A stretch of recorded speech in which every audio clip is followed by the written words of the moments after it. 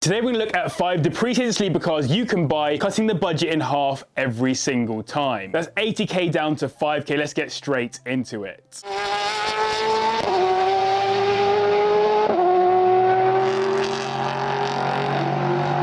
Let's get this off with our £80,000 car, and the only EV on this list, the Volvo EX90 Ultra, a car that starts at around £97,000 new, but is already available well within our 80k price range, and in fact some newer examples are getting discounted pretty close to that price if you scour Auto Trader. It is of course an EV, as I mentioned, with 2 motors making 509 brake horsepower, taking the car to 60 in 4.7 seconds, pretty rapid for a car that weighs over 2,700 kilograms. My big problem with this car is that it's too new, and therefore too boring. The key special features about it are things like the driver understanding system, which monitors driver attention, fatigue and all the rest, which helps the driver to lock in more while driving. Sounds cool, but really it's a sad world that we need to remind people to actually focus while operating massive vehicles that can cause serious harm, and also it's quite annoying. What's more interesting though with the Ultra trim is the full luxury setup, with quad zone climate control, massaging seats, 25 speaker Bowers & Wilkins system, a pano roof, air suspension and all the rest. It really gets the Volvo flagship luxury car treatment. The one thing about these EVs more broadly though is that I'm sure we'll see plenty of proper sleepers in the coming years. With how easy it is to make an insane amount of power out of electric motors,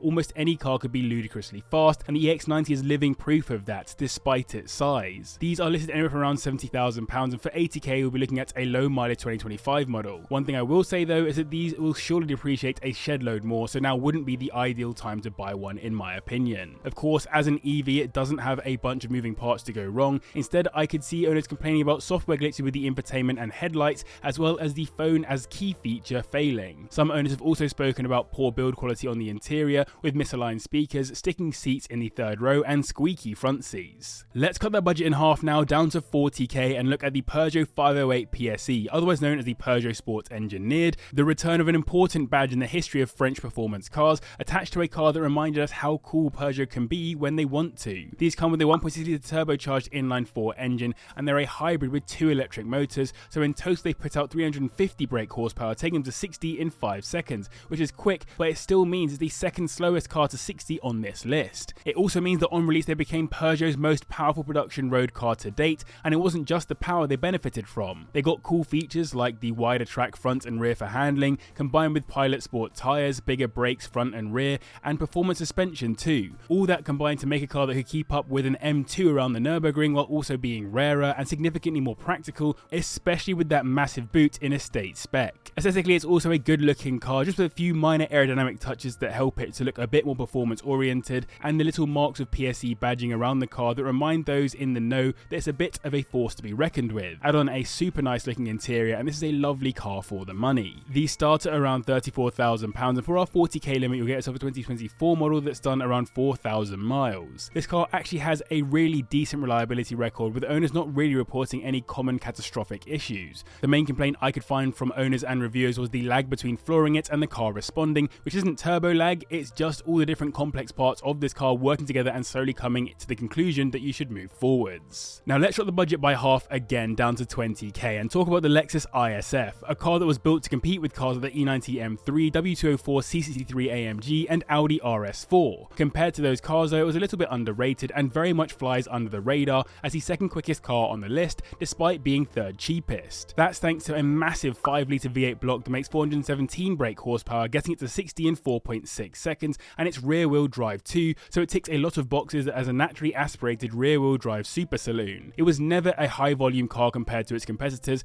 and there are just 169 of them left out on the roads right now in the UK. And though it does of course look a bit beefier and more angular than its base versions, I wouldn't say it's so aggressive that it can't be called a bit of a sleeper as an old Lexus. Maybe the one thing that is a bit of a telltale sign with these is the quad stacked exhaust pipes, which aren't actually functional, just there for the looks. It was developed and tuned at Fuji Speedway, hence the F in the name, so it was fully built with the track in mind, and much of the technology in it is focused on enabling it to be hammered around like the oil scavenge system that ensures the car doesn't lack lubrication when cornering at high speeds. Add on the great sound of that V8 and you've got a really cool super saloon style sleeper that will embarrass a lot of cars out on the roads. You'll find these starting in anywhere from around £13,000, and 20k will get you a 2008 example with 60,000 miles on it. These are also pretty reliable according to owners, a nice change from some of this car's competitors. Wear and tear is more common than serious mechanical issues, though some reported problems include coolant leaks, water pump failures, and cracking exhaust manifolds. I want to stop the video quickly and ask you guys a question. I mentioned it earlier. Will EVs make or break sleeper cars? Given how easy it is to make a car fast with an electric motor, I'd love to hear your thoughts on whether that will make or break the sleeper cars that we know and love. And while you're here, do hit the like button and subscribe as well for 2 videos every single week. And now we're halving the budget again to £10,000 to talk about another fast V8 saloon, the Mercedes E55 AMG from the W211 generation. This car arrived before AMG were responsible for cars from scratch, so it looks more like a modified standard E-Class than it does a fully fledged AMG product, which helps it reach sleeper status in my opinion. What helps that even more is that it's the quickest car on this list despite being so cheap, thanks to that 5.4 litre supercharged V8 engine that makes 469 brake horsepower, taking it to 60 in 4.5 seconds, some serious pace out of an aging saloon. The engine also caused a bit of commotion internally, as dynos sometimes showed the car hitting close to 500 horsepower at the crank standard,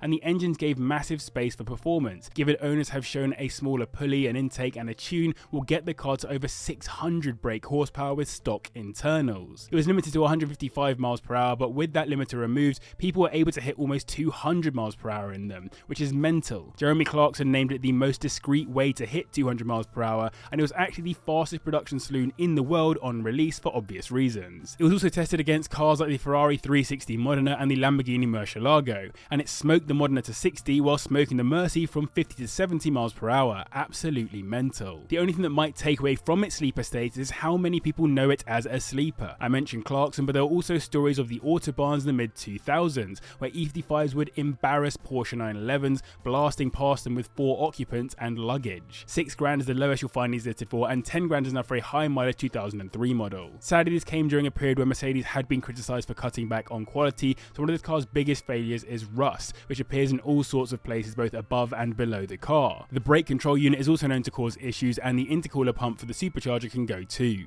Let's cut the budget in half one more time now to £5,000 and look at the Subaru Impreza WRX, specifically in estate spec. This car for me is one of the best value for money cars if you want something useful as a daily, great for a little cheap road trip, and ideal for shocking a few people with how quick it is as an old estate car. The estate was actually quite different to the saloon, not only visually but underneath. It had slimmer track on the rear, which made for more agility but less stability, and it also meant tuners really liked swapping the rear panels from the saloon onto the wagon and widening that track back out to get the more flared wheel arch look. It also got an optional ProDrive performance pack, which you won't get within our price range but was still pretty cool, increasing the power by around 40 brake horsepower. It's just a shame that we didn't get the WRX STI Sport wagon in the UK, which was JDM only, but if you're truly into your fast estates, imported examples are often findable for under 20k. They come with a 2 litre turbocharged Boxer 4 engine putting out 221 brake horsepower, taking to 60 in 5.9 seconds, though you could get a newer one with the 2.5 litre turbocharged Boxer 4 instead,